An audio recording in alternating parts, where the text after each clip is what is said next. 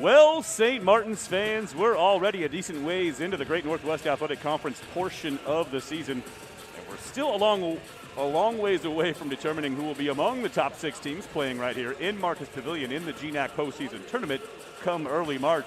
And now we jump right back into the fire after a COVID-related respite and into what is now a gauntlet of games for the Saints, beginning with a very familiar foe here tonight. Well, good evening, everybody, and thank you for tuning in for yet another edition of St. Martin's Basketball. Alongside Saints Director of Athletic Communications, Austin Burns, I'm Jeff Lucero.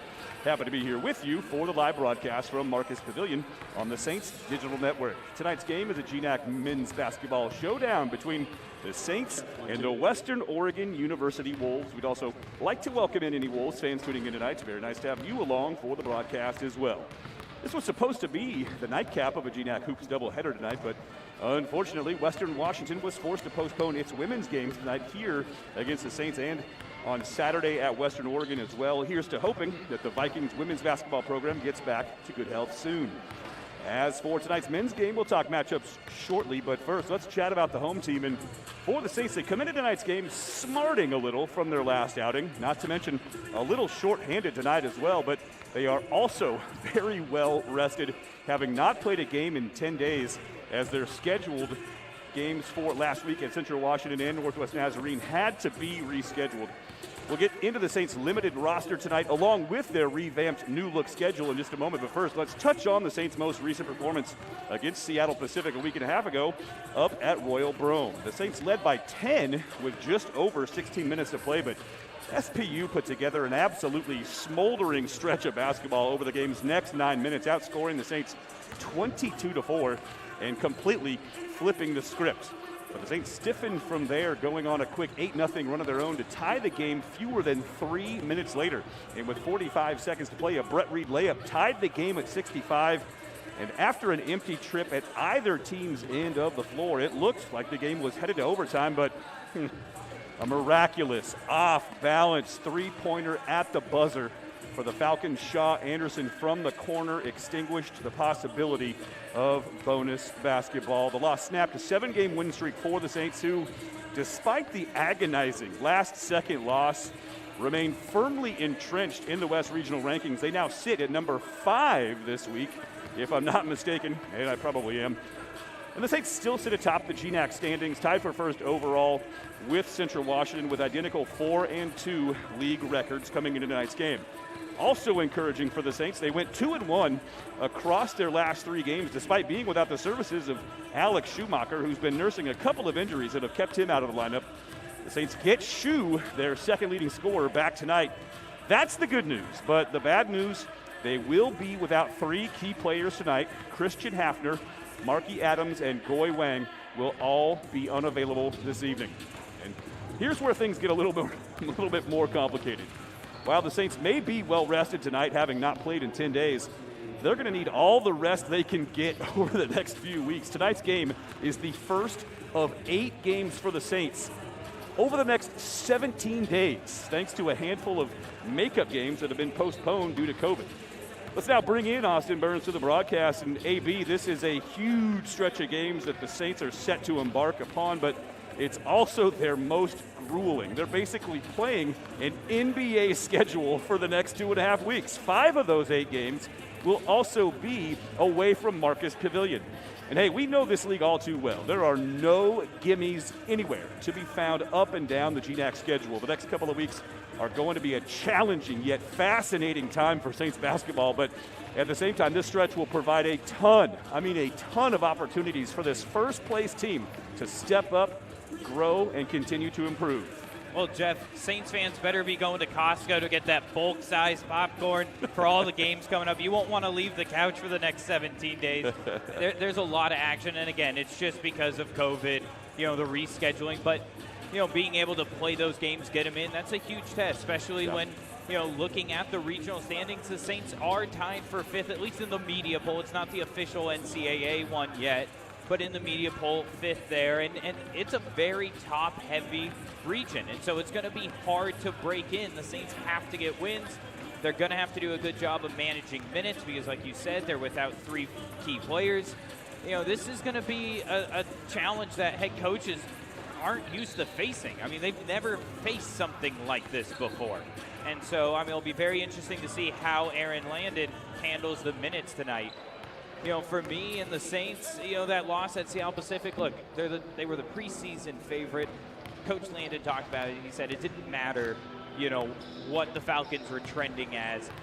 The road to the GNAC title ran through that gym, and it's a very tough place to win. The Saints are shorthanded, and it took a last-second three-pointer to beat them. I mean, it took a lot for Seattle Pacific to knock them off. So, no panic button. The Saints team is a very good team, but they got a challenge here tonight. Western Oregon, I know they're 3-10. Their record, one of the toughest schedules in the region. They are a headhunter. They're coming here tonight. We will take just a very, very short break on the St. Martin's men's basketball pregame show. Once we return, we will preview tonight's matchup with Western Oregon. What's on tap tonight? Well, we'll take a long look at the Wolves on the other side of this break. Keep it right here, y'all. You're dialed in for the St. Martin's men's basketball pregame show.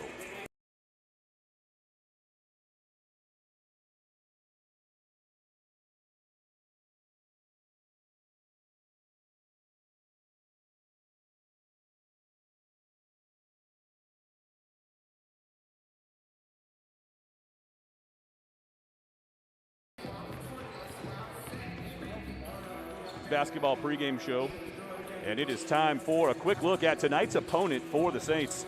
The Wolves enter tonight's game with an overall record of 3-10, and they are 2-3 in conference play. After starting GNAC play with two very impressive wins at home against the Alaska schools way back in early December, the Saints' new travel partner has since lost 4 straight, including, a puzzling loss to NAIA Corbin and 2 very bad losses on the road, most recently against Northwest Nazarene and Central Washington last week, losing both of those games by an average of 30 points per contest. It's been a long time since we've seen the Wolves here in Marcus Pavilion. Unlike the Saints, Western Oregon did not participate in the COVID-shortened men's basketball season in 2021, but while this team comes in tonight licking its wounds and looking to get back on track, they do have a handful of dudes that second-year head coach Wes Pfeiffer can call upon to get it done. The first of them, it's no secret who the de facto best player is on this team, without a doubt.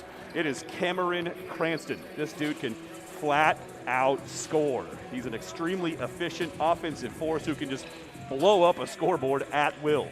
He averages about 19.5 points per game, but in 5 league games so far this season, that number jumps all the way up to just better than 24 points per game.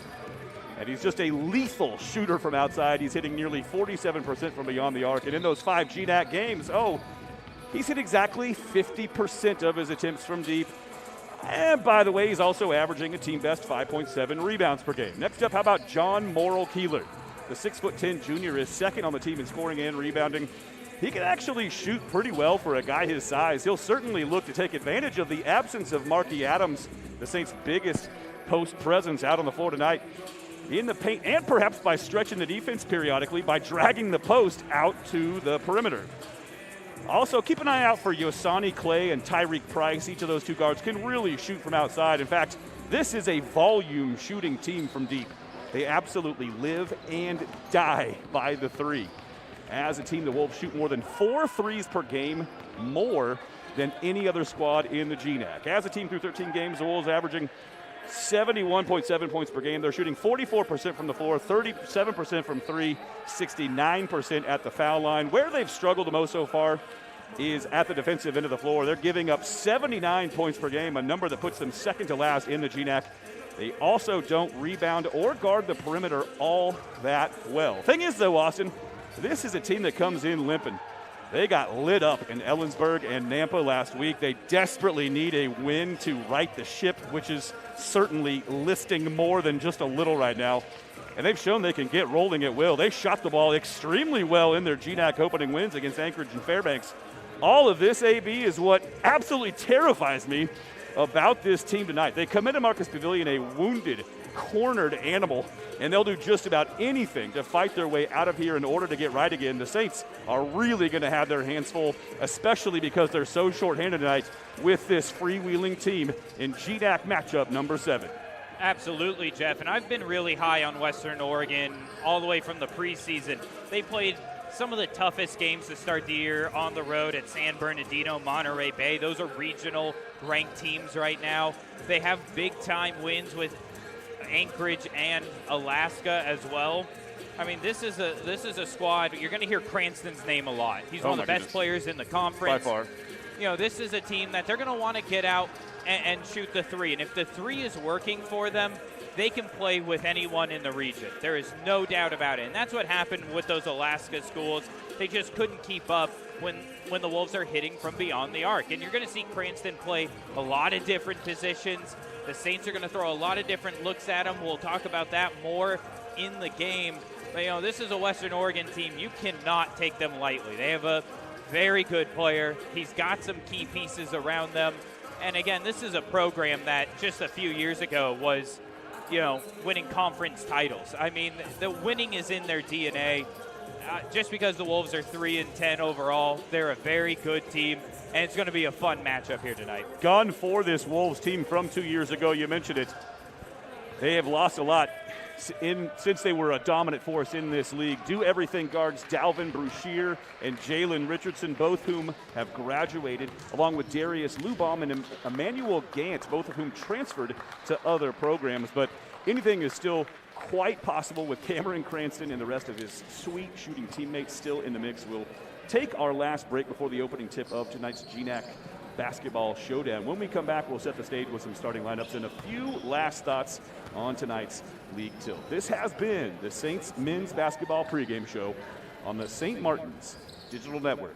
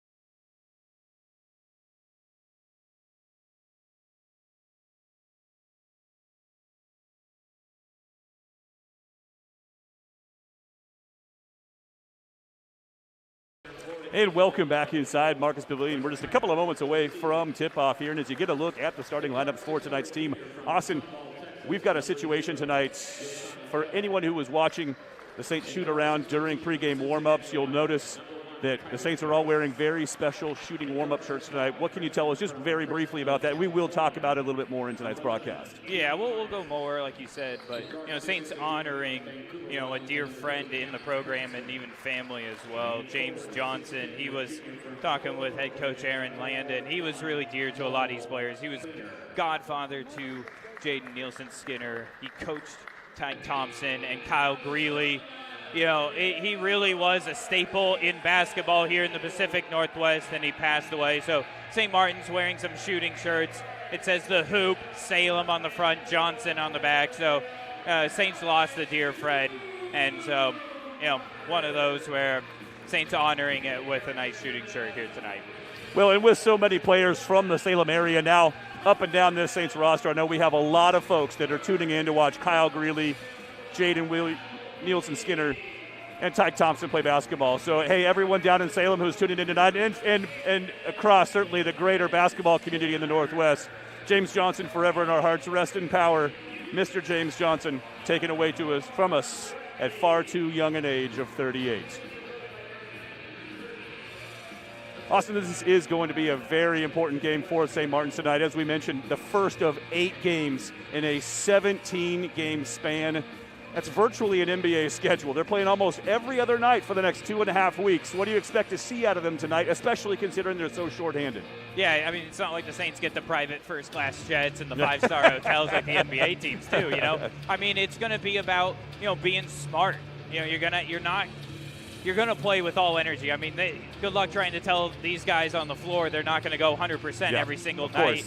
But it's one of those where you're going to have to be smart. You're going to have to, take care of your body, rest up. I think coaches are going to do a good job also in practices. Give the guys some rest. It's going to be a tough gauntlet here, and this is going to be a tough matchup for both sides. Saints in their traditional home whites, the Wolves in the road blacks. The tip is sort of won and controlled by the Saints. We are underway. Saints moving it right to left on your radio dial. Western Oregon jumping out early on in a man-to-man. Kyle Greeley drifts to the baseline, takes the bounce pass from Skinny, raises from 8 feet, and floats a mid-range jump shot home. Our first points on the board for St. Martin's. The Saints coming out in a man-to-man defense as well. On the floor tonight, how encouraging is this? So refreshing to see Alex Schumacher, who right on cue gobbles up the defensive glass.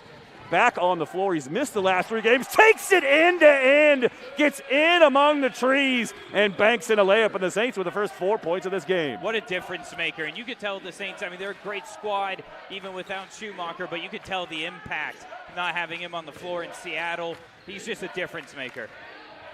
Hugh Myers gets caught under the basket. His pass picked off. Back comes Schumacher the other way. Finds Brett Reeve diving to the hole. Lefty layup is good. And the Saints with the first half dozen points here tonight. What a start for St. Martin's. You can tell 10 days off. They were hungry. They were ready to go. No doubt about it. Head coach Aaron Landon saying that we're likely to see a little bit more man-to-man defense out of the Saints this evening without being able to call upon Marky Adams to clog the lane down in that 2-3 and 1-3-1 zone that they like to run when Adams is normally in the game. Remember, the Saints playing tonight without both Christian Hafner, Marky Adams, as well as key reserve Goy Wang tonight. So this is a shorthanded, kind of a different-looking St. Martin's team. And there's exactly why Western Oregon can be in any game. They shoot the 3 so well. Schumacher tries the answer in front of the Wolves bench. It bangs off a little bit short, and back come the Wolves the other way. Q Myers gets into the paint, kicks to the corner. They work it around into Cranston's hands. His first touch. Drifts right to left into the paint. His shot from just inside the free throw line won't fall. Rebound covered up by Ty Thompson. Now Schumacher accelerates, gets to the rack, lays it up and in, and he'll head to the line for the and one. Look at Alex Schumacher just asserting himself in this game, imposing himself in the game's earliest moments. Yeah, they were testing him in practice, running through some scrimmages, making sure nothing flared up again, and he said he was ready to go. Man, he was 100% ready to go. And you can tell this guy, he lives, sleeps, eats everything basketball. I know it must have killed him to miss those few games just to get back out here. He's taking full advantage of it. Well, the Saints reaping the early returns. Schumacher already with 5 points, and the Saints lead at 9-3. We're just underway. Thanks for joining us from wherever you are. Yasani Clay thinks about a 3, now drives, kicks to the corner. Tyreek Price's little runner won't go. Knocked around, never touched the rim, so 9 seconds showing on the shot clock. It will stay at the Western Oregon end. And it will be Q Myers to inbound for Western Oregon. On the inbounds, you got to watch Cranston. You know that's where the ball wants to go. Eventually, they do make it out to him. He's their best offensive player, and he goes to work. Couple of lefty dribbles, gets into the paint, leans back and floats one home. And that draws us, the Wolves back within 4, 9-5, just about 2.5 minutes gone by in our contest. Skinny dumps it off for Thompson. Reverses course, hands it off for Greeley. Drifts back around the near side of the perimeter, and an offensive foul whistled against the Saints. Ty Thompson away from the ball. Tyreek Price sort of helping the referee out there. Might have. was some contact there, but once he collapsed in a heap on the floor, left the referee with little to no choice but to whistle the offensive foul on Thompson. So back comes Q Myers.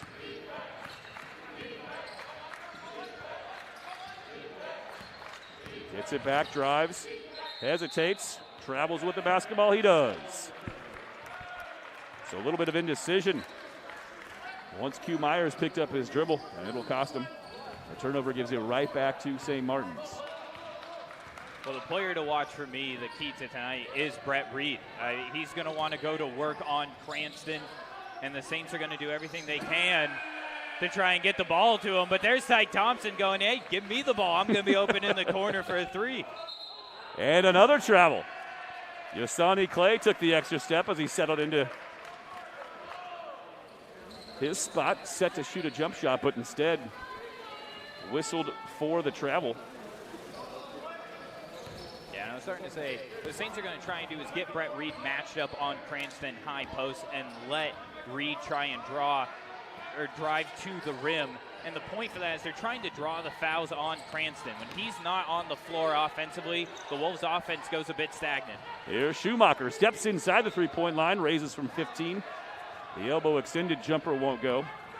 And now it's the Wolves in transition. Price passes back. Cranston for three. The lefty shot no good. And Schumacher covers up. 12-5 our score. Saints with the early 7-point lead. Schumacher turns it over, and here's Cranston on the run out. Leaves it for Myers. Clay gets into the air, has it stripped out of bounds. I believe it will stay with Western Oregon once we return. So high wire action end to end already to get things cooking here on the Saints Digital Network.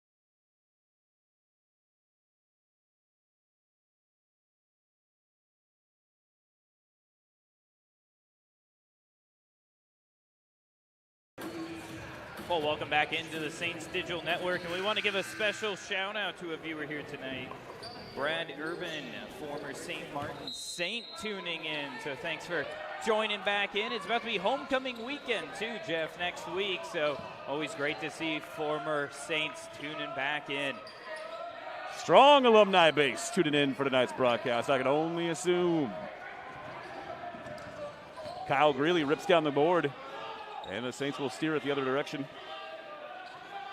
Nielsen Skinner will set the offense.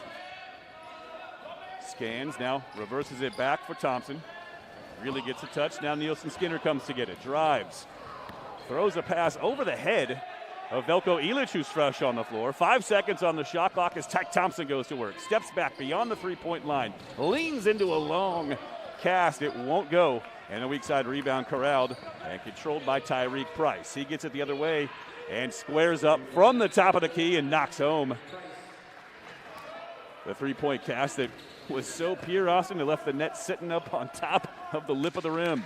Well, that's right there. That's Western Oregon basketball. They played great defense. They took away when Skinny got that inside cut, and then they come down in transition before the defense can set three-pointer. That's exactly how the Wolves want to play.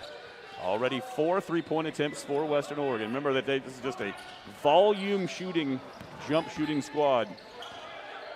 When they are at their best, they are flowing from the three-point line. Nielsen Skinner on the drive. Barrels directly into the solar plexus. of Tyreek Price, and he's a little slow to get up. Let's hope Nielsen Skinner is okay. He took some shots the last time we were here on this court. He's a tough ball player, though. Yeah. It takes a lot to knock him out of a game. Might just need a breather, though, heading back to the bench. So he will take a seat. Brett Reed makes his way back to the floor. So the 5 on the deck for the Saints: Schumacher, Greeley, Thompson, Reed, and Velko Elich down beneath the basket. They will switch to a 1-3-1 zone, will the Saints, as Schumacher drops back into the middle of it. He and Thompson sort of interchangeable parts up at the top of this 1-3-1. Western Oregon continues to probe. Now Cranston with a pump fake gets to the glass and lays it in. All set up very nicely by the ball fake. And it draws the Wolves all the way back to within 2 at 12-10. Oh, that's how you beat the zone, too. You get the ball inside. Cranston, very crafty score. Showcases a great look. That's exactly what Western Oregon needs. Mismatch down low for Brett Reed momentarily, but credit Cranston for coming over on the weak side to bother that shot. The redirect nearly forces a turnover. We'll keep it at the St. Martin's end. Brett Reed thought he had a mouse in the house there for a moment. I believe it's been, about 3-minute drought or so for the Saints. Started red hot. Now Western Oregon starting to button down the hatches. Reed spins to the basket. Another good help defensive effort from Western Oregon. Results in an empty trip, and Cranston the other way gives Western Oregon their first lead of the game with a transition 3. They now lead it 13-12. Got to account for Cranston at every spot on the floor.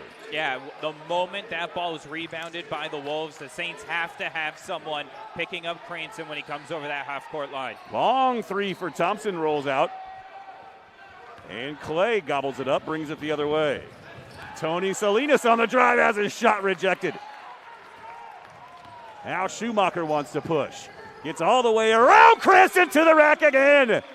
It is Alex Schumacher versus Cameron Cranston in the early stages. They each have 7 points to start this game. Yeah, 2 players are going to have their name on the all-conference team at the end of the year. Go ahead and just write those guys in. They're that good of players, and they're putting it on a show tonight.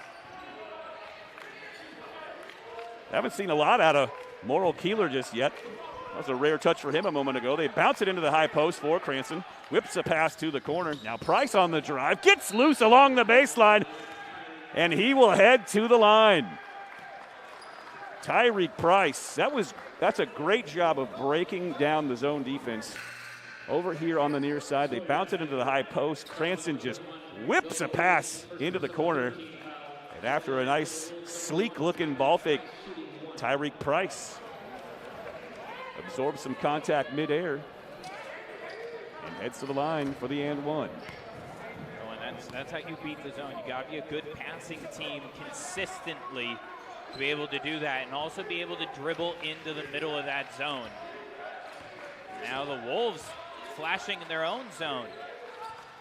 Down, clogging things up down low. It's Morrill Keeler. Now Schumacher on the drive, switches right to left, and able to feather a shot high off the glass. Alex Schumacher already with 9 points in this contest. How about that move from Schu? Haven't seen that one before, just constantly adding to his repertoire. Now Dyson Hughes. They reverse it back for a 3. It's Tony Salinas on the broad. Oh, and the Wolves, that rebounding, the more looks you can give to Cranston as he dribbles that one out of bounds. But the Saints got to gobble up those rebounds, and you can tell not having Marky Adams down low hurting them right now. Well, we are all knotted up at 16 apiece. We are under 12 to play here in our first half. This has been a great game so far. Cannot wait to see what else is in store for us here tonight.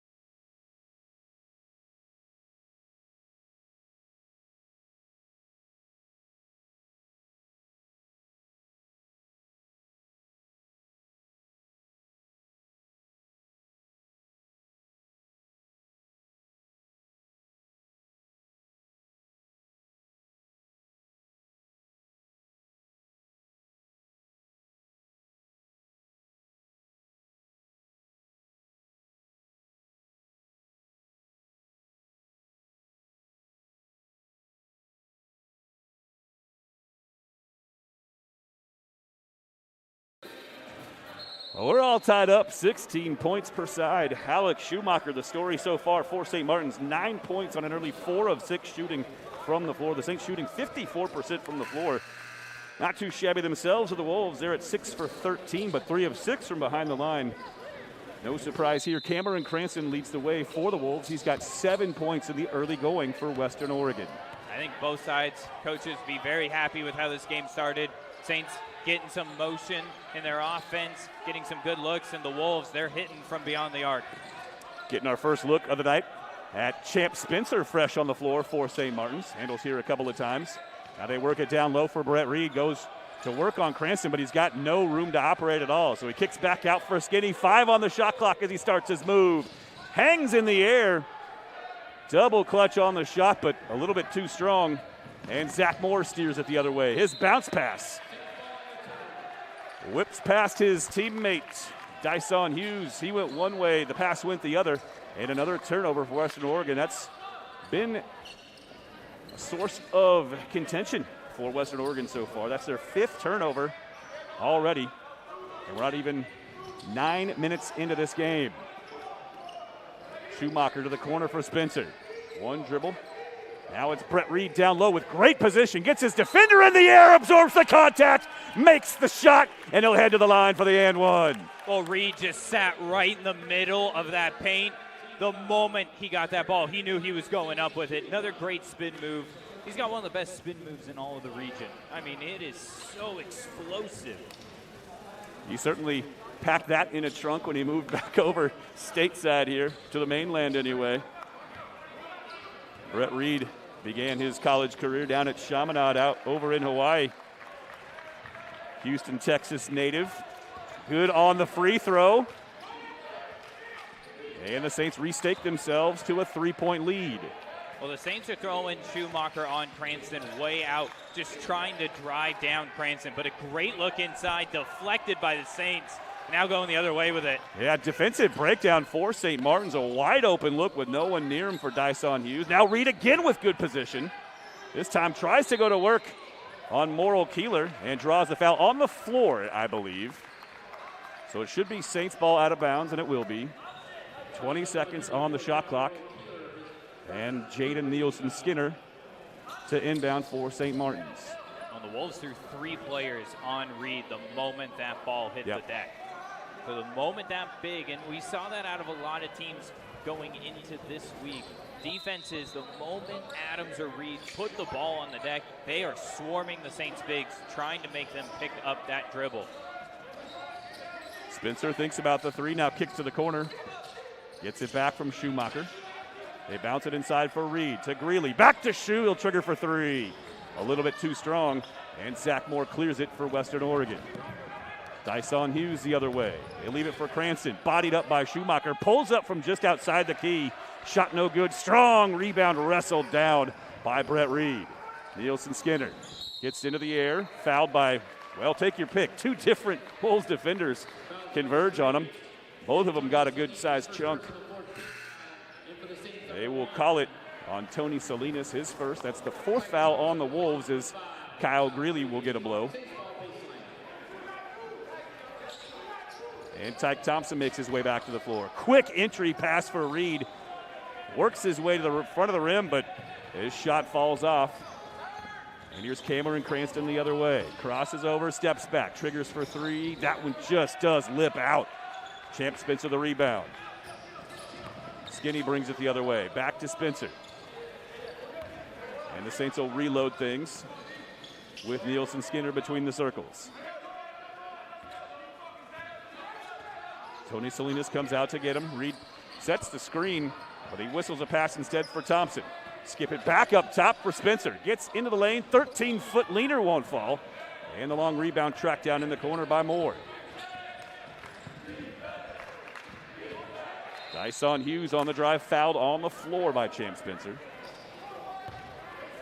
Quick pace to this game to get things started, but we've kind of drawn back down into, we'll call it 3rd gear anyway for the time being.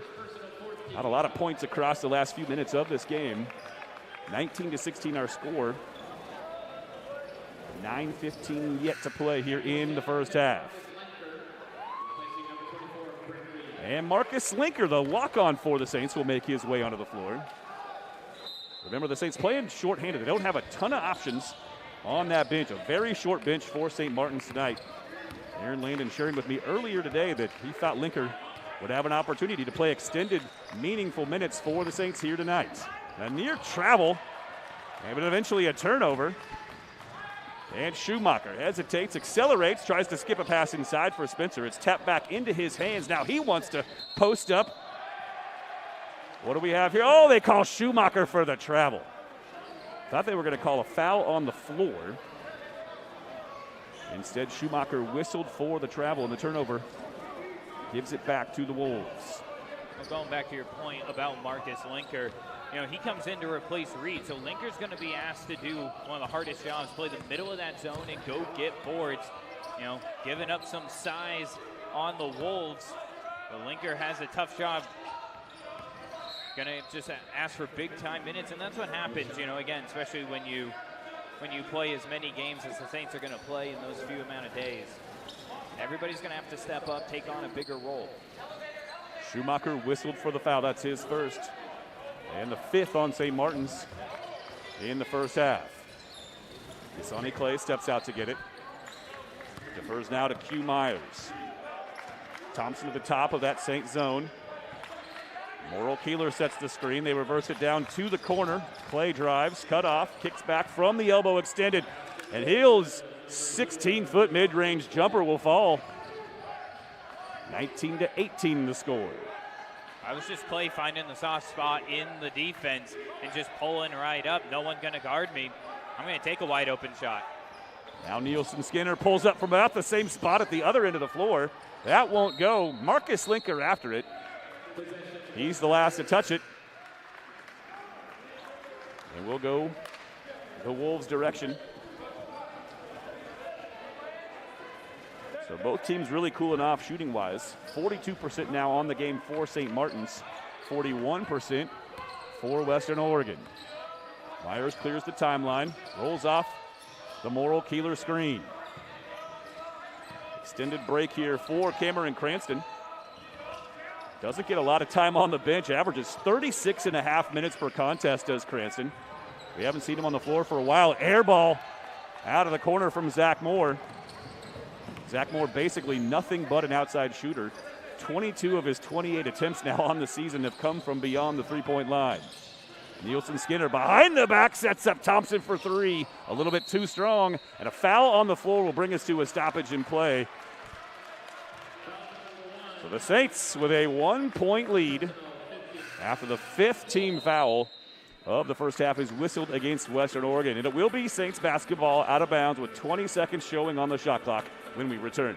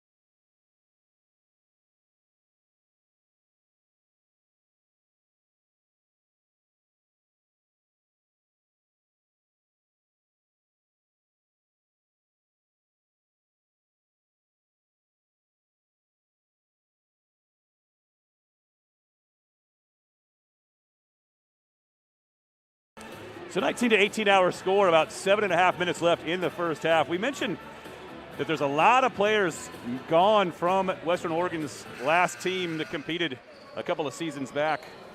That team went 19-8. One of those players, Darius Lubaum, transferred to Cal State San Bernardino. He actually got to play against his former team in the Yotes season opener against Western Oregon. By the way, Cal State San Bernardino now ranked number 3 in the nation, 14-1, enjoying quite an impressive beginning to their campaign. Darius Lubaum started that game, scored 8 points for the Yotes in an overtime victory to start their season against Western Oregon.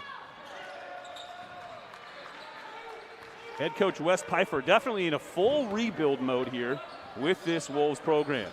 Saints get the offensive rebound. High screen applied by Linker. Gets it back from Skinny beneath the basket, but he's blocked from behind by Q Myers. Back comes Western Oregon with 6:45 to play in the first. Wolves' interior defense just been great. Saints have had some opportunities, but they're taking those away. Another three, though, missing the mark. Yeah, well off the mark. Yosani Clay nowhere near the basket. Now Kyle Greeley stops, fades. Tyke Thompson there, midair, could not gather it and finish. And that shot bothered by Champ Spencer. So play getting a little bit more ragged here at either end. Skip pass for Champ Spencer. He'll try for a three. Got it! Man, oh man, the Saints have been sitting on 19 points for a while.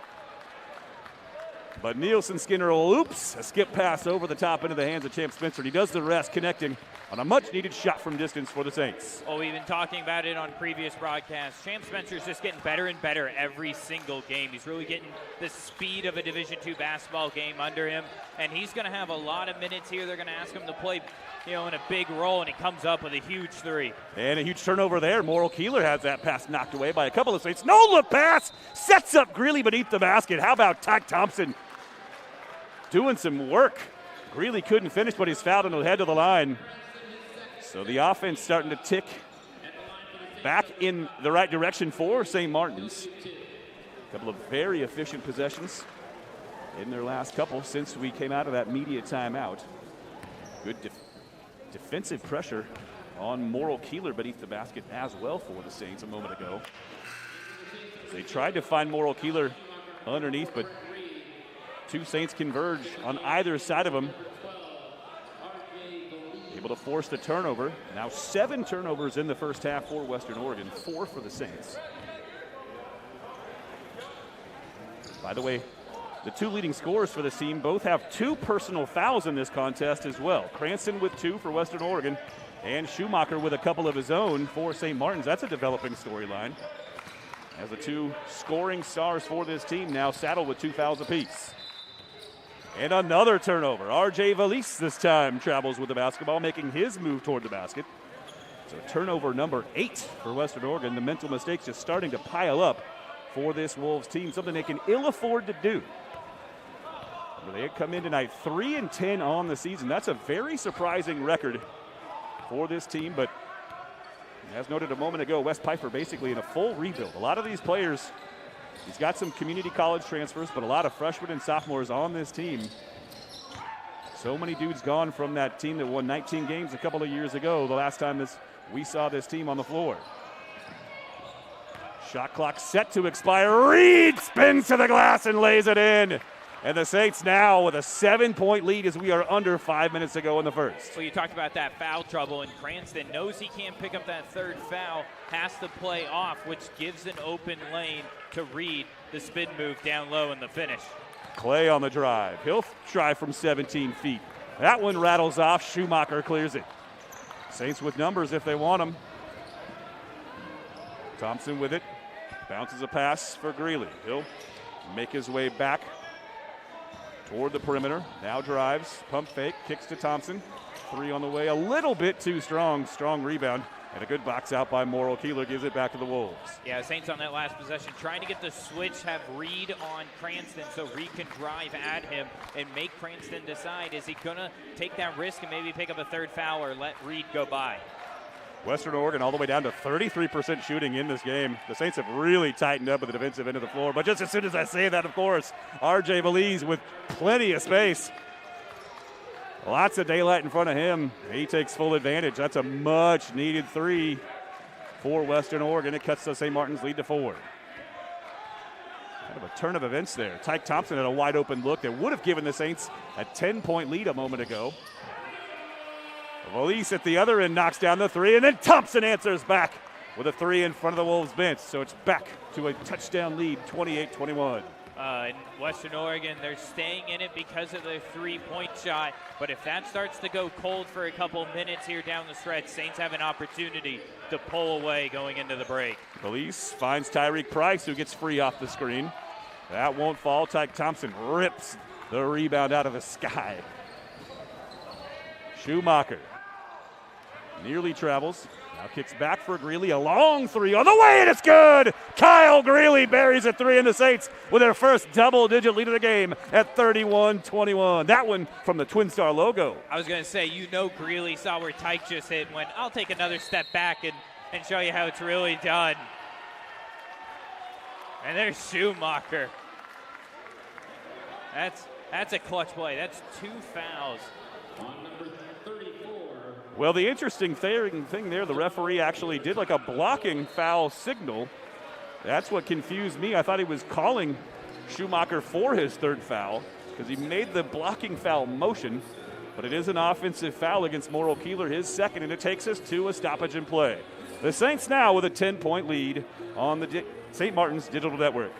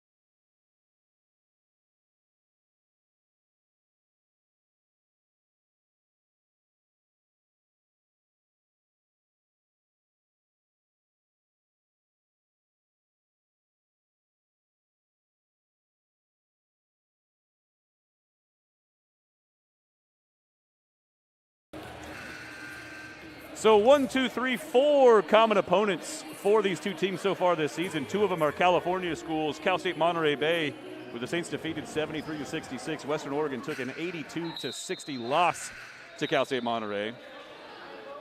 The other non-conference common opponent so far, Cal State East Bay, who St. Martin's toppled 72-66 early on in the season, while Western Oregon lost to that squad 85-72. The only 2 teams they've both played in the GNAC so far, Billings and Anchorage. The Saints got the best of Billings a little while back, 70-68. The Wolves with a 6-point loss to the Yellow Jackets just a couple of weeks ago. And then Anchorage, the Saints lost to them at the start of GNAC play back in early December, 76-67. The Wolves, the travel partner for the Saints, went up to Anchorage that very weekend and rode some pretty hot shooting for that entire weekend. They beat Anchorage 80-71 to get things going in conference play.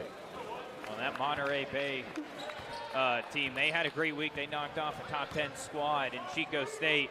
So that game for the Saints just getting better and better for them. Yeah, Chico State, the only team that's beaten Cal State San Bernardino, the number 3 team in the nation. Reed with the off-balance leaner. Not sure how he was even able to get that to go. That was just kind of brute strength. A little bit of finesse. And Reed now gives the Saints a 12-point lead, their largest of the game. Western Oregon's got to do something to get back within shouting distance here. Cranston unable to connect on the wide open 3, and it rolls out of bounds as Valise is unable to control it. It rolls into the Saints bench, and the Saints really starting to distance themselves. Now there's a ton of basketball left, of course.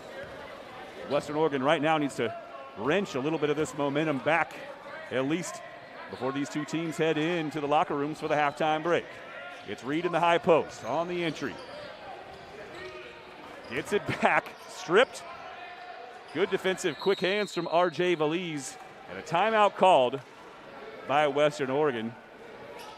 Reed had plenty of space there, just a little bit too hesitant on his move. And possession goes back to the Wolves.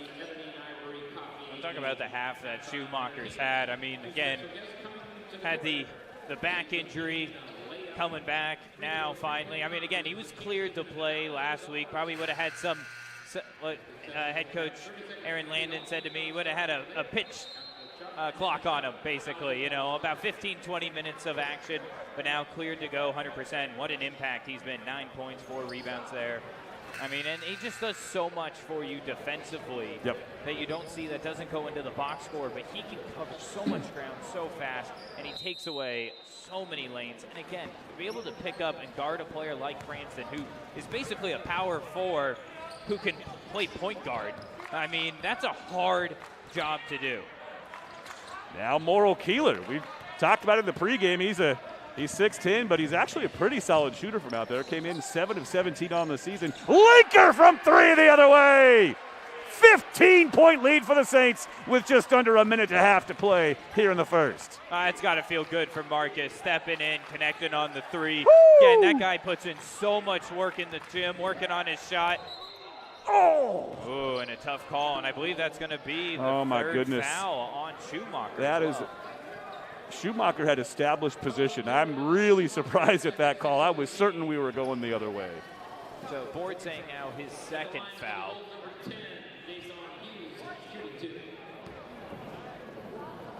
just the second foul on Schumacher, actually. So good news for the Saints in that sense.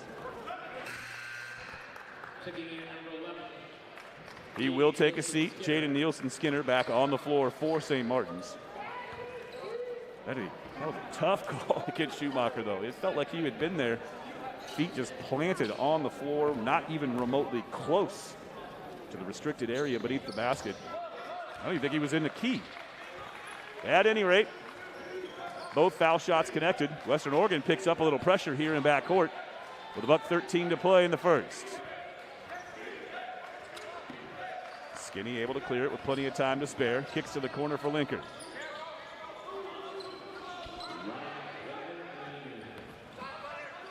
Now Greeley with a wide open 3. Bang! Kyle Greeley. And the Saints now with a 16-point lead, 39-23, starting to open things up here in the waning moments of the first half. Cranston the other way. His shot won't fall. Reed clears it, crosses over, gets across the timeline, gets into the paint, leaves it beneath the basket for Greeley, who goes glass and finishes. How about Brett Reed leading the break for the Saints and an 18-point lead now for St. Martin's? Well, you love it. You love seeing the 6'9" guy run all the way down the floor, and you reward him with a beautiful assist. Saints again, talk about the first 5, final 5. They have just been on fire. Meanwhile, Western Oregon struggling to get anything going, and they turn it over. Cranston's pass sails over the head of R.J. Valise, and the Saints will have it with under 8 seconds to play here in the first half. Already an 18-point lead. The Saints now putting Spencer on, so that's going to give them 3 3-point shooters in Greeley, Spencer, and Thompson on the floor with 8 seconds left. If I'm not mistaken, this is a 18-2 run for St. Martin's to close the half. But Nielsen-Skinner called for the offensive foul. So that turnover gives it right back to Western Oregon. If they can get some points here, they'll feel at least slightly better about themselves. Now it's Feliz, crosses over, gets into the rack, into the paint, gets all the way to the rack and lays it in. So credit Western Oregon for not giving up in the waning seconds here. However, they are staring up at a 16-point deficit. 41-25 our score at halftime. Folks, we'll take an extended break here on the broadcast, but please rejoin us in about 12 minutes time for a look back at first half stats and a look ahead to second half action between the Saints and the Wolves on the St. Martin's Digital Network.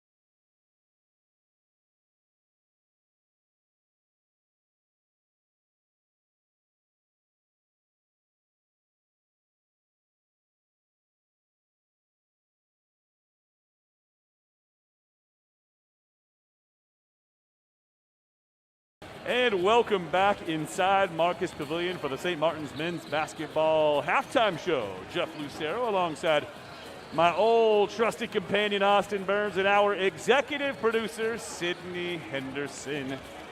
Let's take a quick look at some stats for the Saints. For the first half, they shot 47% from the floor, 16 of 34, and a sparkling 46% from beyond the three-point line, doing that without the services tonight of their de facto best three-point shooter, Christian Hafner, out tonight for tonight's contest.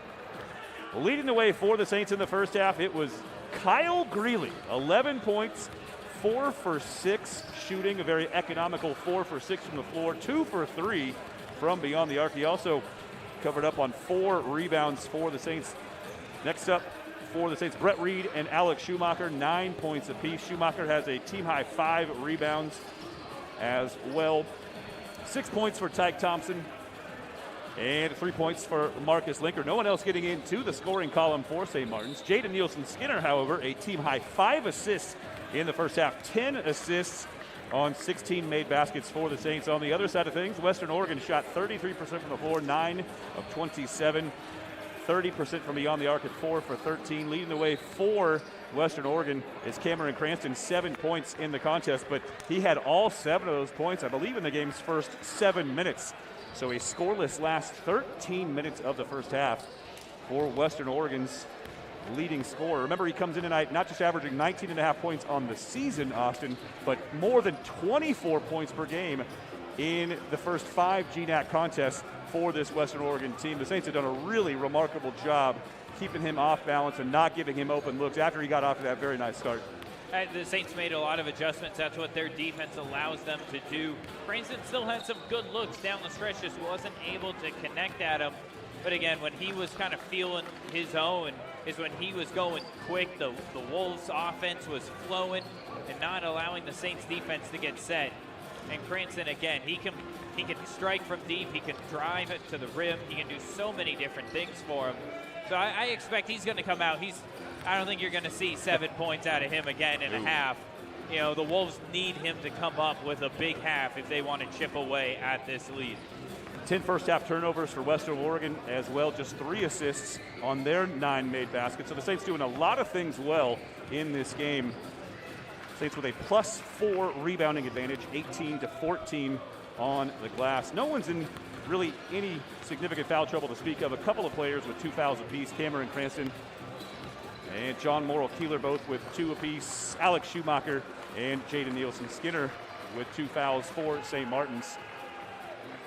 Well, this is a shorthanded team tonight in St. Martin's. I was expecting to see a little bit more of Velko Ilic on the floor, but so far the Saints have not needed to go to their 3rd big man option all that much. He was on the floor for a couple of minutes in the first half, but didn't do a whole lot to distinguish himself in the flow of the game. Champ Spencer, another guy who could very likely see a larger expanded role if this absence for Hafner and Marky Adams extends past this weekend. Remember, this is, again, the first of 8 games in a 17-day stretch for St. Martin's. They're going to need contributions from some of those other guys on the bench, just from a pure stamina and fitness standpoint as well. Yeah, and you got to see Marcus Linker come in and get a solid 9 minutes in that first half. And you're going to see, I think, more minutes here in the second half, especially if the Saints able to pull away a little bit more. You'll see a lot more action for guys on the end of the bench for the Saints. But again, over these 17 days, everybody's going to have a role to play. They set up Morrill-Keeler inside for a moment anyway. This is Western Oregon basketball to get things going here in the second half. Now moving it right to left. 17 on the shot clock as Yasani Clay steps out to accept the inbounds pass. Now Q Myers on the drive, shot stuffed by Tyke Thompson, gives it back to Morrill-Keeler. His little floater won't fall. And Skinny steers it the other way for the Saints. So an empty trip for the Wolves to get things going here in the second frame. Thompson skips across the top of the perimeter. Really looking inside for Thompson. Bodied up on Cranston. They reverse it back on the perimeter. Now it's Brett Reed down low. Spins around.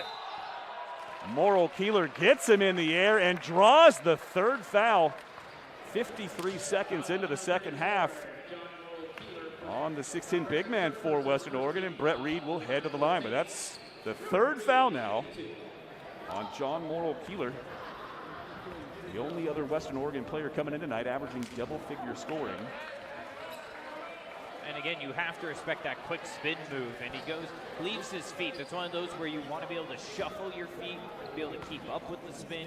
If you can't, then you have to go up in the air. And that's when a high veteran play by Reed, as he's able to just wait for that contact to happen and draw the foul. Love the effort there from Ty Thompson, flying in to get the rebound off the second missed foul shot from Brett Reed. And how about Alex Schumacher bothering Western Oregon into a turnover in their backcourt. A couple of nice hustle plays for the Saints. It'll earn them an extra possession. No look pass, leaves Brett Reed beneath the basket all by himself. Nielsen Skinner was looking over his shoulder the entire time like he wanted to pass that way, but had his other eye firmly locked in on Brett Reed, who was drifting down to the low block. And it's back to an 18-point lead. Yasani Clay races in after missing the three.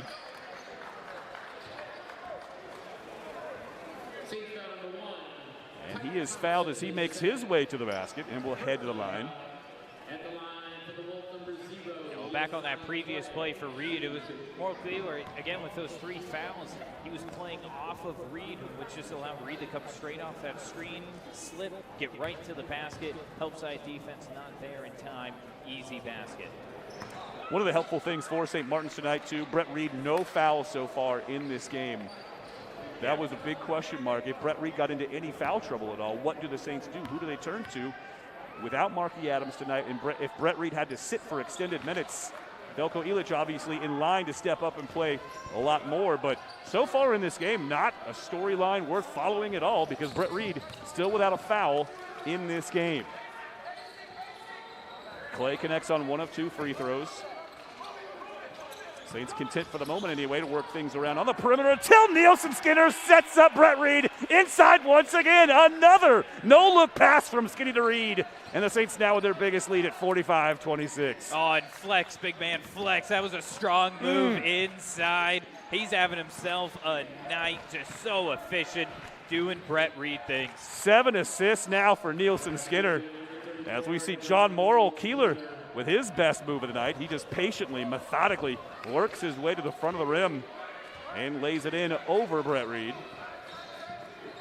Now Thompson, a jab step. Hands it off for Schumacher. Now Brett Reed spinning into and through the chest of John Morrill Keeler, but could not finish. A good defense right there by the Wolves down low. Double team on Reed. Nice adjustment. And now Morrill Keeler will try a three again. That one clangs off. And Schumacher races the other way. Gets to the rack, lays it in over Morrill Keeler, who could have picked up his fourth foul. Referee swallows the whistle, but Schumacher finishes through contact. Back to a 19-point lead. Saints are just flowing right now to start things off in the second half. Another empty trip. Here comes Schumacher. Dumps it back to Skinny. He'll retreat back toward midcourt. And the Saints will run their stuff. Reed comes out to set the high screen. Little staggered screen option. Nielsen Skinner just drifts to his left. Bounces a pass down low for Kyle Greeley. He's posted up. Floater in the lane. A little bit too strong. Reed the offensive rebound.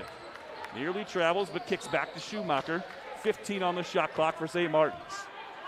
3.5 minutes gone by here in the second half, and the Saints with a commanding 19-point lead. 6 seconds on the shot clock as Nielsen Skinner sets to go to work. High angled shot off the glass, won't fall. Reed can't get the putback off in time before the shot clock expires. So the turnover gives it back to Western Oregon. And Veljko Ilić will come onto the floor now. And Brett Reed with a well-earned respite over on the bench. He's played a lot of tough. He's played hasn't played for a very long in this second half, but he's been very active at both ends. Yeah, again, he was my MVP of this game in the pregame. I think he had to do the most, and he's had a great game for the Saints. Ty Thompson fills the lane, but his shot rolls off. Nearly the 8th assist for Nielsen Skinner. Now it's Tyreek Price on the run out. Beats Schumacher to the spot, but just barely. Lays it up and in. 47-30 the score. Well, and there's Nielsen Skinner again. It says he's a sophomore on the roster. He plays like a senior. He's settling the game back down. No need to get into a track meet with Western Oregon right now. That's what they want. They want to get high-volume possessions and try and get those threes off to close this gap. Saints have only scored 6 points here in the second half, but it feels like they've scored about 20. Now Nielsen Skinner with a shot clock expiring. Forced to hoist a three. It won't fall. Does feel like the Saints have scored a lot of points here in the half, but they just haven't. Now Schumacher takes a shot as Yosani Clay started his drive. It will bring us to a stoppage in play. And Yosani Clay will be shooting one free throw after earning the and one opportunity once we return. So 47-32 the score, 15:05 to play.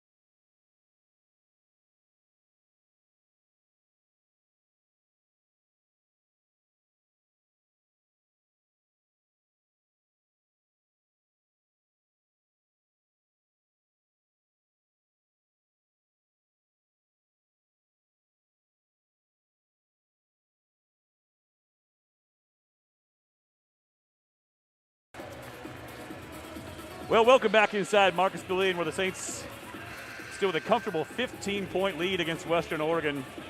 A lot of Saints playing with a heavy heart tonight, Austin. The Salem connection very strong on this team.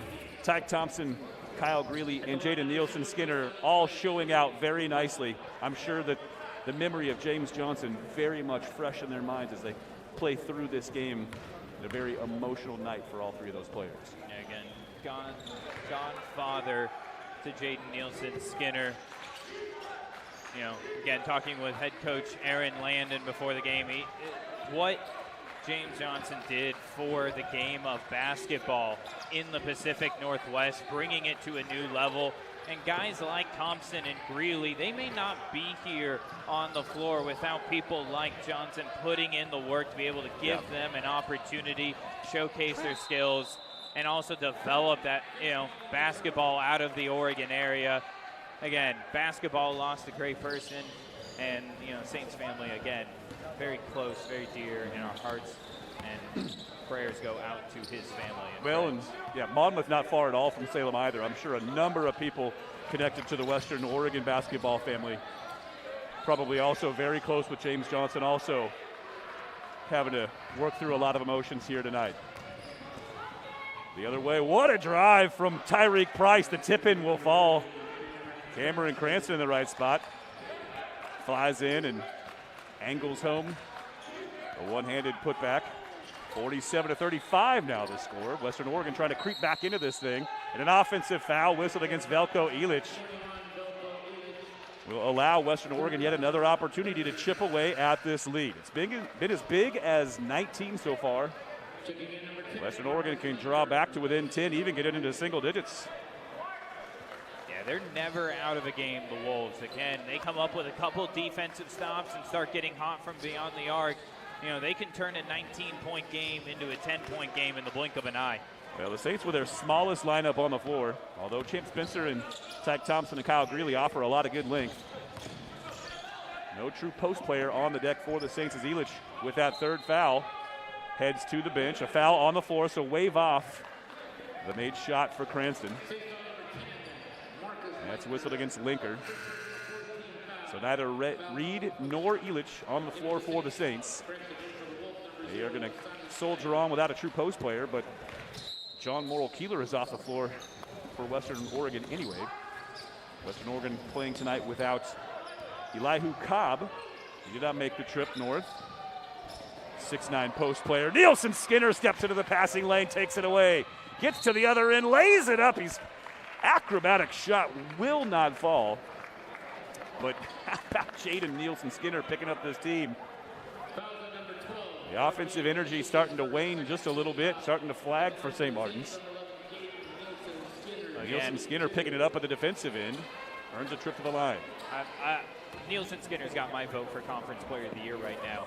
I mean, Devontae Moffitt's going to have a very strong case, obviously. Shabazz up in Alaska. Yep. You know, and Cranston's going to have his name in there. It's a good crop this year for sure. I mean, it's going to be a tough vote, but Nielsen Skinner, I mean, he just impacts the game in so many ways, and offensively, he can score when the Saints need it most. He's so unselfish, maybe a little too unselfish, and he just gives up some of those good looks. But man, he just does everything the Saints need right when they need it most. Believe it or not, those just the first 2 points of the game for Nielsen Skinner. He's scoreless from the floor so far in this game.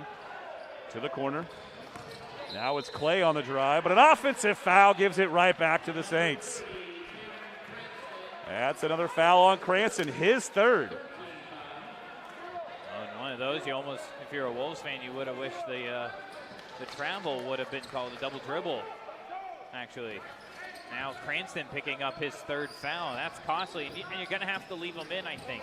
You're starting to make a run, chipping away at that lead. You can't lose that momentum. Cranston having a tough night. 4 for 13 from the floor. He's also got 5 turnovers in this contest as well for the Wolves. Linker will try a 3 from the top of the key. Drains it! Marcus Linker with his second 3 of the game. The unheralded walk-on now with half a dozen. He reignites the Saints offense. They push the lead back to 17. Well, and that's what opportunity right there. Marcus Linker coming in clutch with a couple great threes. He's doing a lot of good work down low as well. Doesn't have a board yet, but he's had to pick up a lot of tough battles. Here he is down low. The league sealed off, leaves it for Hughes. His shot won't go. A battle beneath the basket, and Linker comes away with it. Sketty slams on the brakes. And now Tyke Thompson comes out to set the screen.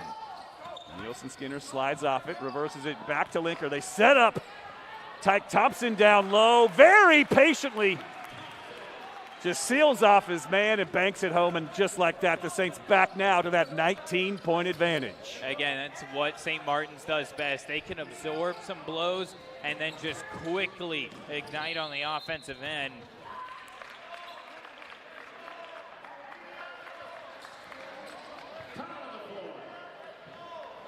Not quite. Yeah, I don't know. It looked like that was a flop warning. Yeah, that might have been a flop warning Jeff. Whistled against Yosani Clay.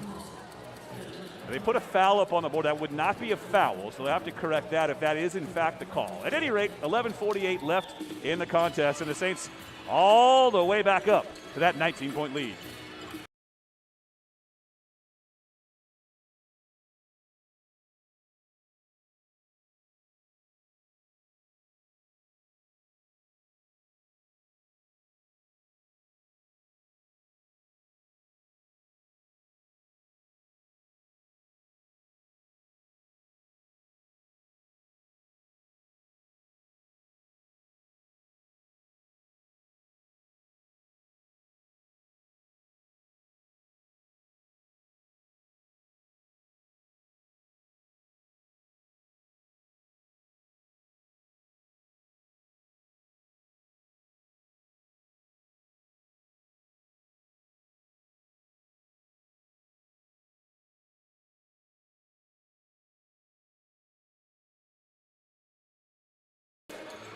Well, give Wes Piper's crew credit. They are fighting their way through this contest. This Western Oregon team a little bit depleted from that squad a couple of years ago. best days are not behind them by any stretch for this program. I'd love to see West Piper get things rolling down in Monmouth again. Quick updates on a couple of former players for this program. Dalvin Brushear recently did play professionally overseas. Jalen Richardson, a recent graduate, played in the crossover recently up in Seattle, the Jamal Crawford sort of local all-star spectacular over at Seattle Pacific every year. You can go out to YouTube and watch a very nice string of clips put together for Jalen Richardson. Just a spectacular player during his time at Western Oregon. How about Emmanuel Gant as well? He transferred out and played last season at Texas Tyler down in, well, where else? Tyler, Texas. That's a town that will mean something to a very particular watcher on the broadcast here tonight. He averaged 10.5 points and nearly 8 rebounds a game for Texas Tyler in his final season of college eligibility. But right now, West Piper's got a couple of pieces, but he's going to have to find some more if he wants to get back to the top level. It's almost as though, Austin, that St. Martin's and Western Oregon have sort of swapped places in the hierarchy of dominant programs, at least in the short term. Western Oregon, over the last decade, one of the best teams in this league. St. Martin's has had their ups and downs, but right now St. Martin's has really got it rolling under head coach Aaron Landon. Yeah, and I mean, I go back, one of the best basketball games I've ever seen in person, up in Alaska, Anchorage, a conference title on the line, Western Oregon versus St. Martin's in 2017. What a game that was between those two squads. Western Oregon, I mean, again, every time it felt like the Saints are about to break through kind of that barrier and take over the #1 spot, Western Oregon found ways. They knocked them off in Bellingham a year later in the conference tournament. Saints really could not get past the Wolves no matter what they did. You know, again, this Western Oregon team, you know, that gym and breakaway here, see if Cranston can throw one down. But Lenker gonna commit the foul before. You know, that gym down in Monmouth, it gets loud real fast. And that gym, it's a great old school gym. You love it. All the banners hanging on the wall. It's a great feel down there. And that's where the Saints are going to be on Saturday night. That's right. These are the first of 2 back-to-back games between these two teams. They will run it back Saturday evening. I will be looking forward to tuning in for that one. Western Oregon and St. Martin's going to just make the short, well, not short, but not long drive anyway. These are the 2 travel partners. Remember when Concordia closed its doors down in Portland, that was Western Oregon's travel partner. Takes us back down to a 10-team league. And the Saints' former travel partner, Seattle Pacific. Saints now matched up with Western Oregon.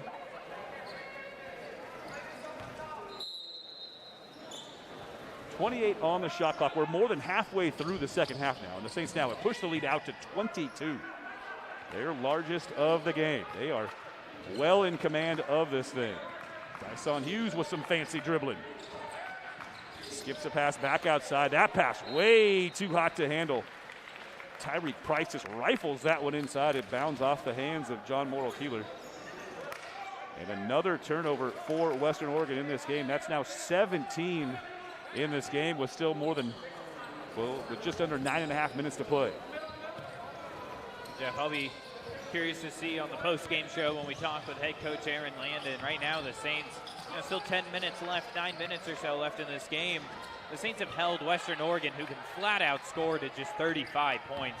That's got to put a smile on Landon's face. I mean, he can have the Saints score 100 points, and he's going to be a defensive guy. That's his bread and butter, and you know he's going to be very happy with the performance they've put up so far tonight. Well, Clay from the elbow, able to knock home the mid-range shot. Schumacher bounces a pass ahead to Champ Spencer. Stuck in midair, now back to Schu on the drive, switches right to left, take a left to right. Read the offensive rebound, tied up midair, but a foul whistled against Morrill-Keeler. That's his 4th. My goodness, Morrill-Keeler going to have to take a seat, I believe anyway. Yeah, well, I don't think it'll be a long one, though. I think right after that media timeout, about 30 seconds, he'll be back on the floor. Wolves want to have a chance at this one. They're going to need their best weapons on the floor.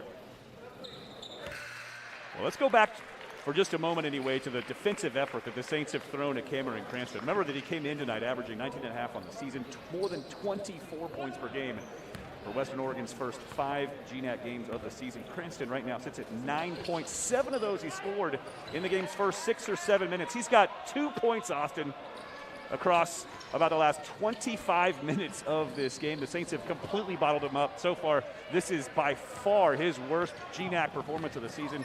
9 points, 4 for 14 from the floor, and 6 turnovers in this game. Well, and the tough thing for Cranston is he's been guarded by Schumacher, he's been guarded by Reed, he's been guarded by Thompson and Greeley. The Saints are throwing 2 through 4 at him, different lengths, different speeds, and he just hasn't been able to get into a flow at all. And again, the Saints also, one of the best ways to take away a transition offense is to start making baskets and not let them get into that flow. Brett Reed back at the free throw line. First one does just roll off the front of the rim. Brett Reed now with a team high 16 points, 7 of 12 shooting from the floor.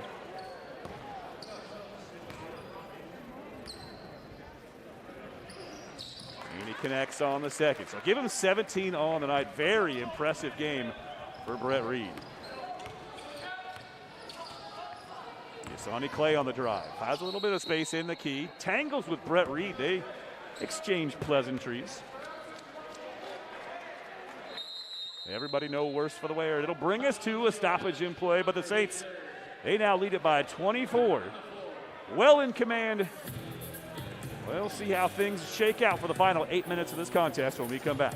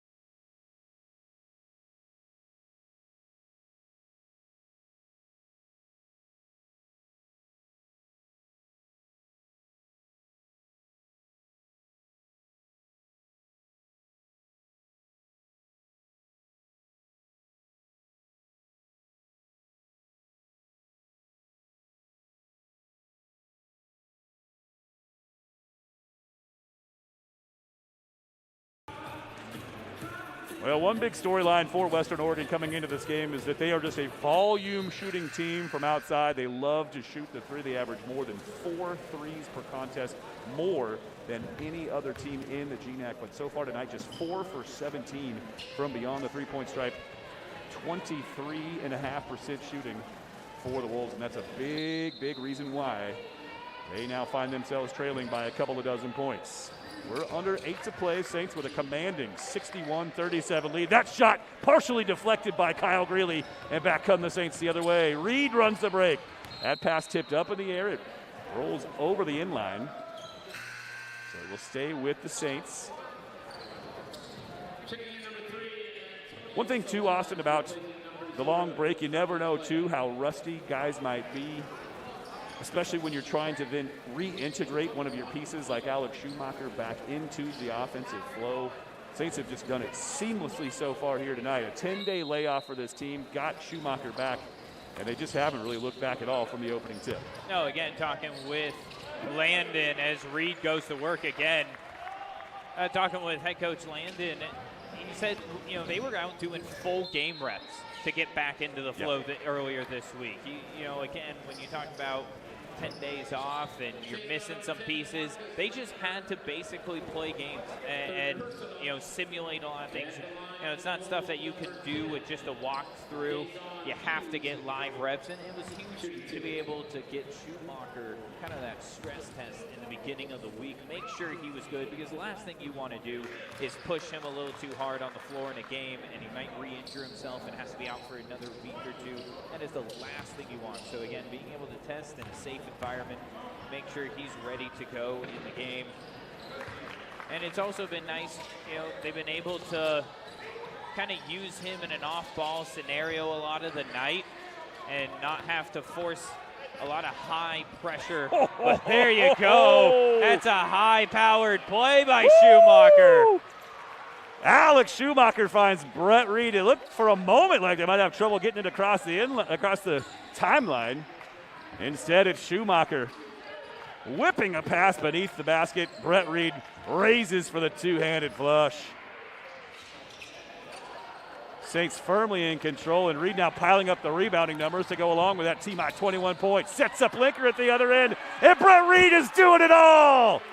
That is the third time in this game that he has led the break, and it's led to something good each and every time. The 6'9" post player is doing everything flawlessly tonight. Well, it changes your entire team when the guy who can get the rebound can lead the push. It makes it so hard to defend in the transition defense, and Reed just picking them apart, does it perfectly, right down the lane, finds the open teammate. Champ Spencer a little bit lackadaisical with that rebound. Has it taken away from behind. A whistle away from the action. Not quite sure what that was about. I think it was because the shot clock reset to an offensive possession when there was a clear possession for the Saints. So it goes from 18 to 28 seconds. So making sure we get that one right. Good catch by the officials. Still though, a 28-point advantage now for St. Martin's. Brett Reed putting together one of his finest all-around performances in a St. Martin's uniform. Another empty trip for the Wolves. Tripped from behind, Alex Schumacher tangles with Dyson Hughes. And that's the 6th team foul on Western Oregon. 7 so far in the half on St. Martin, so both teams will be shooting free throws the rest of the way. Cranston with a nice steal. He forces the turnover. He's got a couple of blocks in this game. Well, how about Schumacher there on the other end? Getting in position and taking a charge. And the bench loves that. You see Skinny and Thompson getting up, cheering them on, and that's going to be now a timeout for the Saints. Saints pulling away, 6 minutes left. You're watching St. Martin's basketball on the Saints Digital Network.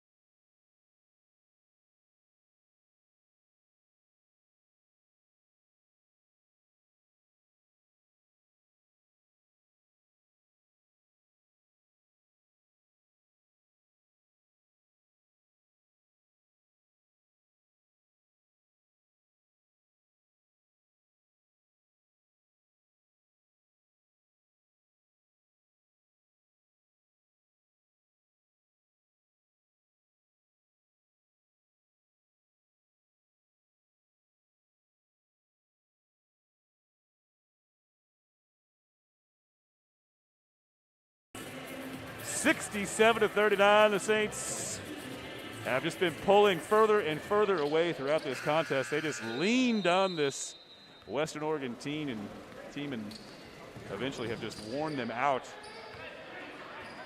28-point bulge for St. Martin's.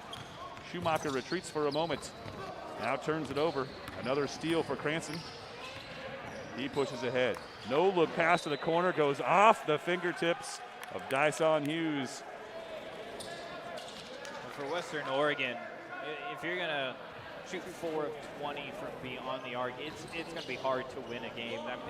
That is 100% their bread and butter. And if that 3 ball is not working, that's why you see some of those results.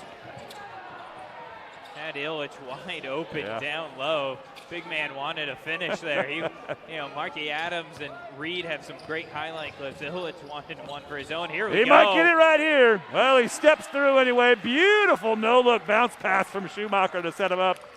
And now it's a 30-point game. The Saints blowing the roof off of Marcus Pavilion. This curving roof. Zach Moore's got the answer. He knocks down a three. Western Oregon with more pressure in backcourt, but this game's been decided for a while. Schumacher tries to throw it out of bounds off of Cranston. Instead, it's a steal and a turnover. And on the run out, Tony Salinas gets to the front of the rim. Shot falls off, it'll head to the line.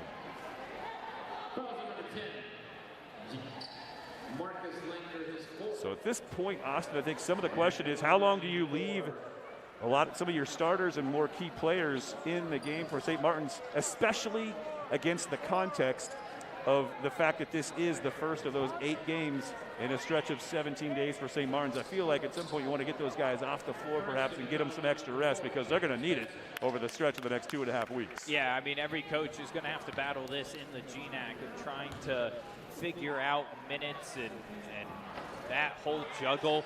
I mean, you know, again, if everything goes well for the Saints, Marquis Adams and Christian Effner should be back next week.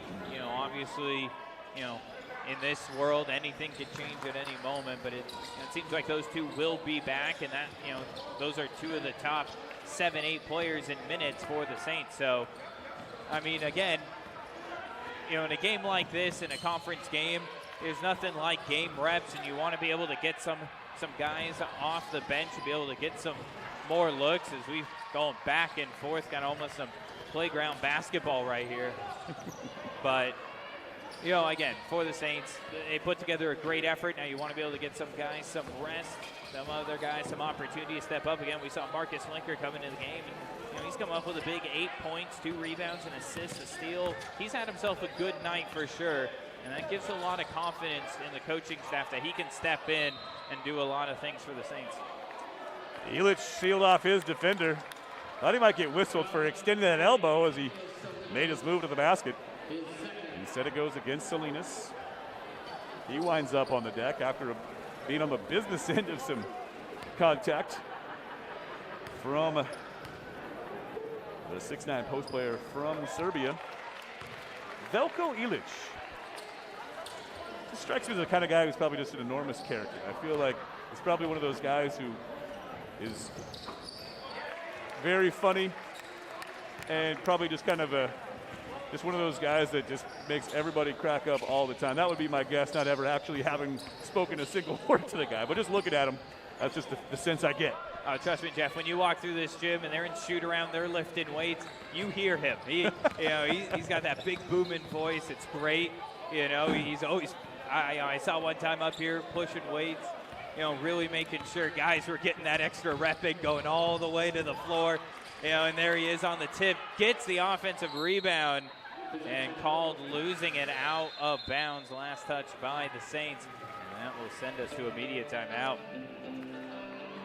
71-44, Saints leading. You're watching St. Martin's basketball on the Saints Digital Network.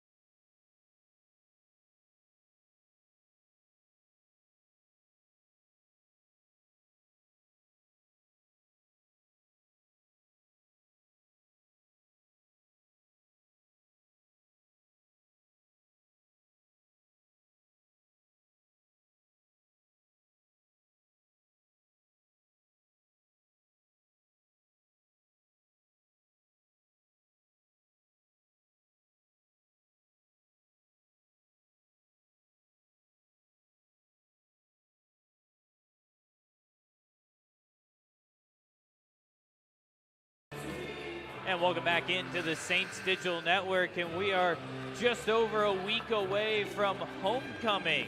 Great celebration always here on the campus of St. Martin's University. Saints inducted 4 members last year, and they will be basically inducted again, but this time in person. We had to do it over Zoom last year. So the Saints inducting 4 members into their Hall of Fame. The 2008-9 women's golf team. Lacey McGladry from softball, Sam Washington from track and field, and father of mine, Rad Gall, who helped build this very facility. There's some great stories about that, Jeff. Gonna have to go ahead one day on a broadcast and talk about it, maybe on homecoming day. Love it. But all 4 getting into the Saints Hall of Fame next Saturday, February 5th. Well, I'll tell you, this game might have been decided a while ago, but this full court pressure that Western Oregon has picked up here over the last few minutes of this game is something that I'm not going to be surprised at all if head coach Wes Pfeiffer tries to employ a little bit more of this against St. Martin's. They have not played all that efficiently against this full court pressure. Now, granted, they're, I think, kind of almost getting into that mode where they're just trying to finish out the game at this point, conserve a little bit of energy, so they've got a lot more left in the tank come Saturday night when they play this team once again. But certainly, this little wrinkle in the defense from Wes Pfeiffer, all of a sudden, this might prove to be more than just a little bit effective when these two teams lock horns in 48 hours down in Monmouth. Yeah, in that game, again, Western Oregon starts connecting from the outside. They're starting to find some stuff maybe defensively with this press. That game could start completely different in just 48 hours. Again, Saints came out red hot. They finished the first half red hot as well. And then they've just kind of been on cruise control here in the second half. But Western Oregon, again, this is a team you cannot sleep on because they can put points up in a hurry. And Josh Camper on the floor for the first time tonight for St. Martin's. He hands it off for Linker here. Now down low with Elich, skips it back outside for Spencer. Now Camper will raise for 3. When hung in the air for a moment, Linker has the offensive rebound taken away from him. It's knocked out of bounds, last touched by the Wolves. We're under 3 to play.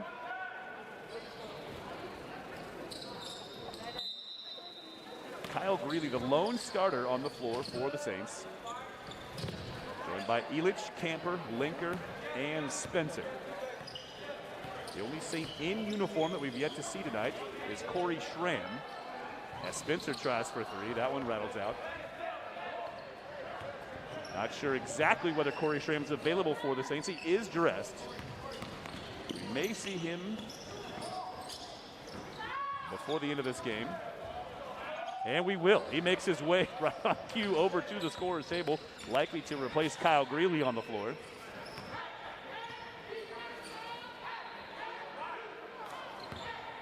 So these two teams will be on, the Saints will be on the road against Western Oregon Saturday night, but we do have basketball right here in Marcus Pavilion Saturday night.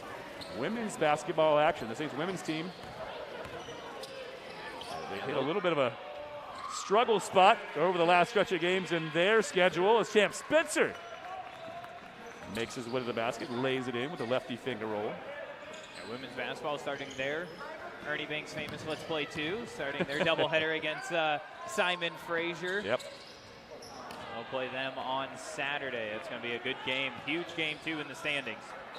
That three-point attempt does just roll out. Aaron Landon calls the substitution timeout. This just to get Greeley off the floor and get Corey Schramm onto the deck. The 6'9 freshman from Chelan will now join the fray. So all 5 starters out, all 5 reserves in for St. Martin's. Always nice when Aaron Landon can exhaust his options on the bench.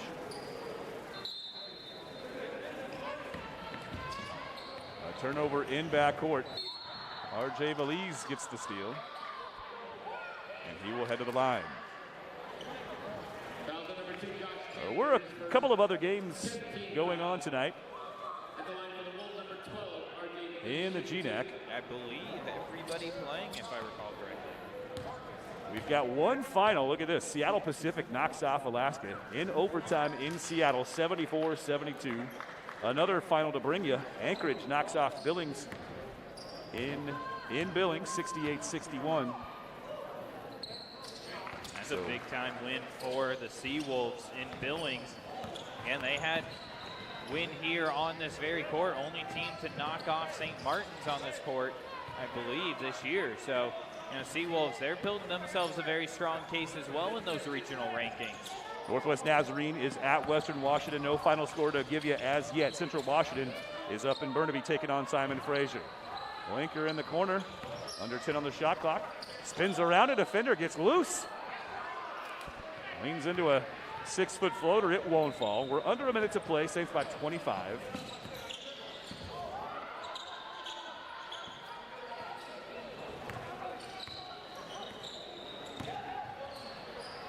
Shot up just off the front of the rim and Tram down with it.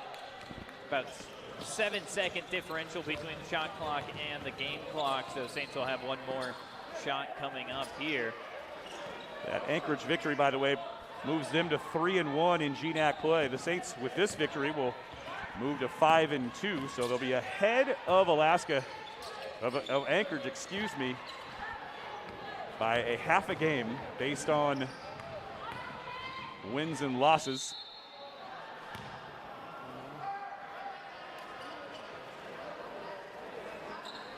And with their victory tonight, Seattle Pacific evens their GNAC record at 4-4.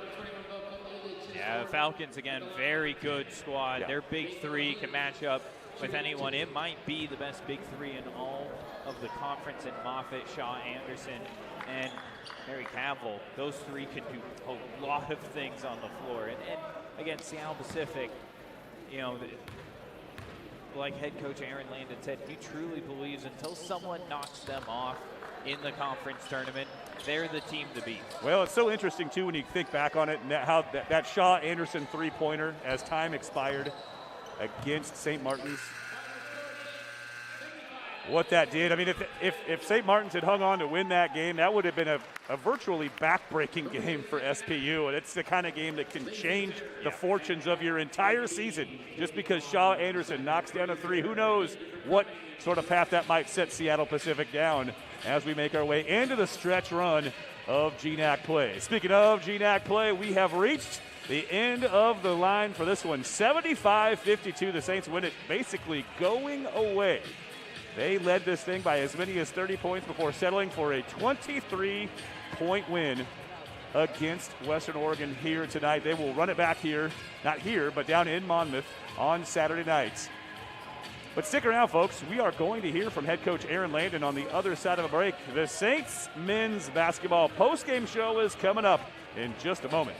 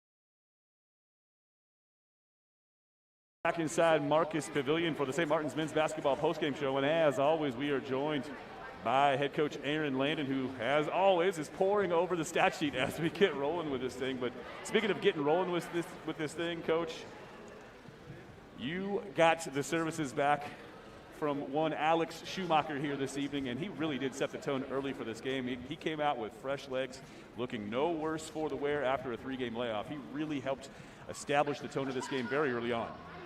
Yeah, I thought what he did tonight is just, he did a lot of the dirty work. We put him on one of the best players in the conference, and he did a really good job. We told him if you try to shut him out and you try to stop him from scoring, you're going to foul. But if you can come into the game and, you just work and start to make him tired and just make the shots tough, he's going to hit shots. He's that good. But Shu did a really good job defensively, and I love what he did on the glass. I mean, when we were up, like 20, maybe 8, and he took that charge right there. I mean, guys that have lower back problems typically don't take charges when you've got the game broken open, but that just shows, he's that type of competitor. So that was awesome. And, yeah, just thinking right now, honestly, about our guys that aren't here, Christian and Mark. I don't know if they're watching or listening, but they were in our hearts. And, yeah, we're missing them and excited to get them back. Well, and speaking of the defensive performance that you guys put on tonight here, you touched on it a moment ago, but Cameron Cranston came in tonight averaging 19.5 on the season, but more than 24 points per game through his first 5 games in league. You held him to 11 points on 5 of 15 shooting. He got off, well, not at all from the 3-point line, just 1 for 5. He had as many turnovers, 7, as he did rebounds. You did a fantastic job D'ing him up and just throwing different defensive combinations at him all night. He never was able to get it going, at least after those first 5 or 6 minutes of the game. Yeah, I mean, we did a good job in it. She really set the tone with just asking for the assignment. And then, you guys saw us switching a bunch. So the other guys have to switch out and do a good job on him. And he's really, really, really good. And he won't play like that on Saturday night. He's gonna have more of a Cranston type of night. But our guys were just really locked in. He's that good. We knew that, and he's their engine. And we had 3 goals tonight, and it was hold them under 68, hold them under 33% from 3, and hold him under his season average, which he has been exceeding as of late. So, yeah, I mean, pretty good night for us, and hit all 3 goals. So just super proud of those guys, especially shorthanded. Marcus Lenka really stepped up tonight. People will, tell him, I love when you hit those threes, but it's the offensive rebounds. When he took away the advantage break, like taking a foul on the ground against Cranston, like those are just super high IQ plays, and gotta love it, man. Like, a walk-on getting in and impacting a meaningful conference game. Just an awesome thing to see and be a part of. Well, one of the best all-around games, I think, tonight, too, for Brett Reed. He did a little bit of just about everything. 21 points, 7 boards, ran the break a few times, and actually set up dudes in transition a couple of times. 6'8", just did it all. He also had no turnovers and no fouls in this game. How about what you got out of Brett Reed tonight? Be honest, when he was, and I'll say this to him, when he's pushing the break, he's getting my anxiety up a little bit too. But as long as he doesn't turn it over, I sound like an idiot telling him to give up the ball. But he was high motor, and he did a really good job against John Morrow-Keeler, and Brett's just been awesome. I mean, with Markey out, 25 minutes is not huge on the stat sheet, but when you're 6'8", 230, and you play with that motor, that's a lot of minutes. So he was awesome. He was really competitive just leading up to the game, and he's a big piece of our team heart. Just an unbelievable competitor, and even when he makes his mistakes, it's usually coming from a place of like over aggression and just wanting to play hard. So yeah, just great night for us. I'm just so proud of these guys. That was a really hard one to set up, just knowing that 2 really good players weren't even in the gym. And those have been really special guys for us that have carried us a lot of other nights and a lot of other ways. And they're just a big part of the culture that we have in the locker room. And yeah, just miss those guys, and I'm happy that this wasn't too stressful for them. Well, Coach, you talked about it, how there was kind of difficult to get ready for this game without a couple of key players. I know, too, though, it must have been a little bit difficult to get ready for this game. I certainly want to give you the opportunity to talk about your friend James Johnson and someone who was very near and dear to this program. Probably for that is for Western Oregon as well, a guy that was just so well loved and revered in the Northwest basketball community, taken away from us earlier this week. You guys came out tonight, wore the Hoop Salem shirts in honor of Coach Johnson. Talk about, if you could, for a few moments, about whatever you want as it relates to Mr. Johnson. Yeah, I mean, two things. One, James was so great to me when I was, a junior college head coach, just losing a ton of games. And that's who he was. He just loved small college basketball. He didn't care who you were. And I'd be in his gym, and some big shot, high major Division I assistant would walk in, and he wouldn't break his conversation with me. He just loved his local basketball guys. But more than anything, Skinny's his godson. And I just remember, telling Skinny early on, James checks in on you all the time, and James is a basketball guy. That's his trade. And all James ever talks about with me is your grades and how your spirit is. And that's what parents talk about. Parents never... thank goodness they don't, call me too much worried about rotation or our defensive coverages. They ask about, how's my son doing in the classroom? How does he seem off the court? And that's all James ever asked about. He loves Skinny so much, and Tyke and Kyle played for him too. And, James could have made a ton of money doing what he did, but all he wanted to do was be in the gym with kids. And, young guy leaves behind a 9-year-old daughter. It's just a tough week. So, glad to get a win, and glad we could honor him tonight. Well, I think you absolutely did that. I'm sure that he's smiling down on not only Skinny, but the rest of this squad here tonight. For sure. His presence was definitely felt throughout this gym from the time you guys stepped on the floor wearing those shirts to honor him all the way through the final buzzer. I tell you what, Coach, before we let you go, I know you want to get down to the locker room and talk to your guys, but you're going to run it back on Saturday, and you already talked a little bit about how you think things are going to go a little bit differently. That full court pressure they apply at the end of the game, that might be an interesting wrinkle. They might do a little bit more of that, who knows? But things are going to be a lot different when you guys head down to Monmouth. What do you expect out of this team now that you've seen them here tonight? Yeah. I mean, they'll be pissed off, and they'll be better because they're in their home gym. The pressure bothered us, and I love our bench, but, we'll let Skinny and Shu have a go at that 1-2-2, and then we'll see what it looks like. I think we got as good as any guards in the conference, and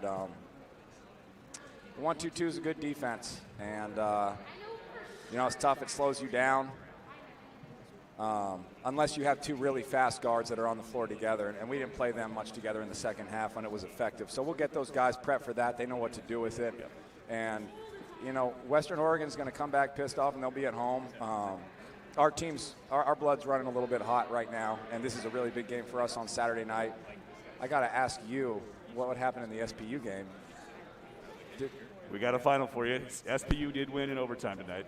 Okay. And Anchorage won as well tonight. So okay. Anchorage moves to 3-1. SPU now 4-4, and with your win, you're now 5-2 in league play. Yep.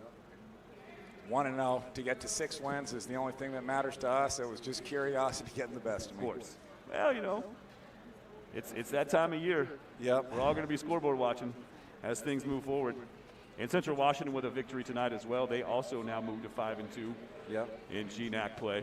But 12-4 so far on the season. What a start this team is off to. Coach, we'll let you get going. You got to go turn around and run it back with this squad on Saturday. Yeah, quick one. Thanks for everything. Yeah. It's awesome to be back in Marcus, and we'll go try to do this on the road. Just excited to come home next week for 2 home games. Outstanding. Great stuff as always. Thanks, Jeff. Thanks, Aaron, for stopping by. Coach Aaron Landon.